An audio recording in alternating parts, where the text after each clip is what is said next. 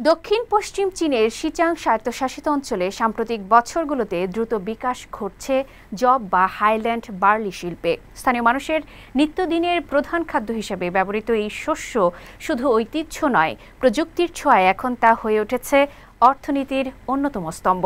বিস্তারিত থাকছে প্রতিবেদনে।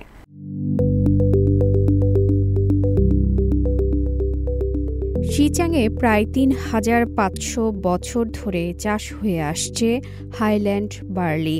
এই বার্লি থেকেই তৈরি হয় স্থানীয়দের প্রিয় জবের মদ আর সকালের নাশতার অপরিহার্য খাবার চানবা। শিচাংয়ের কিয়াংচো কাউন্টির শিকচো শহর এখন পুরো অঞ্চলের সবচেয়ে বড় উৎপাদন কেন্দ্র। চলতি বছর এখানে ৭৭০০ হেক্টর জবের চাষ হয়েছে, যার উৎপাদন ছাড়িয়েছে ৬২,০০০ টন।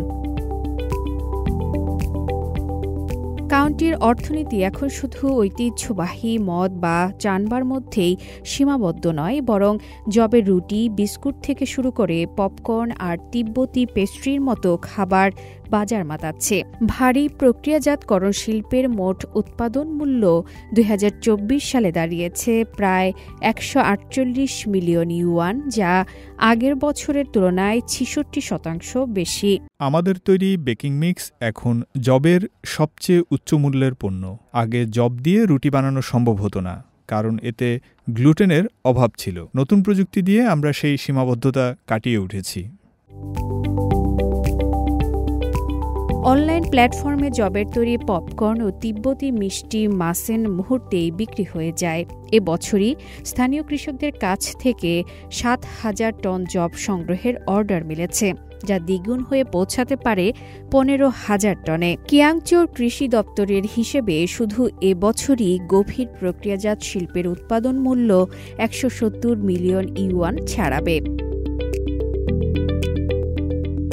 নুতুই গ্রামে আগে যেখানে প্রতিটি জমিতে সার ছিটাতে আধা ঘন্টা সময় লাগত, সেখানে এখন ড্রোন দিয়ে একসঙ্গে কয়েক হেক্টর জমি স্প্রে করা হচ্ছে।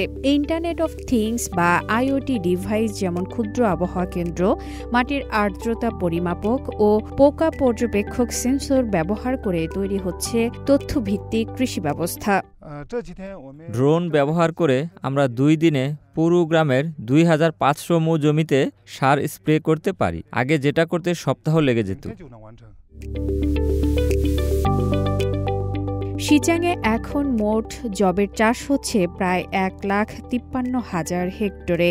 উৎপাদন ছাড়িয়েছে ৮,৮০,০০০ টনের বেশি। শুধু তাই নয়, ৮০টিরও বেশি প্রক্রিয়াজাত খাদ্যপণ্য তৈরি হচ্ছে, যার বার্ষিক মূল্য দাঁড়িয়েছে ১.২ বিলিয়ন ইউয়ানেরও বেশি। হাজার বছরের ঐতিহ্য ধরে রাখা হাইল্যান্ড বার্লি আজ প্রযুক্তির শক্তিতে হয়ে উঠছে শিচাংয়ের অর্থনৈতিক অগ্রগতির মূল চালিকা শক্তি। কৃষকের মাঠ থেকে শুরু করে বৈশ্বিক বাজারে এই জব এখন এক নতুন সম্ভাবনার প্রতীক। আফরিন মিম, সিএমজি বাংলা।